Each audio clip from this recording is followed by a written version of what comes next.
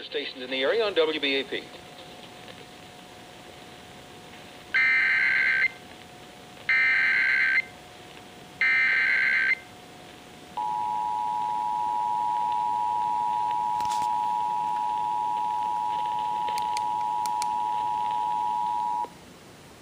We interrupt regular programming at the request of the National Weather Service to activate the North Central Texas Emergency Alert System at 7:07.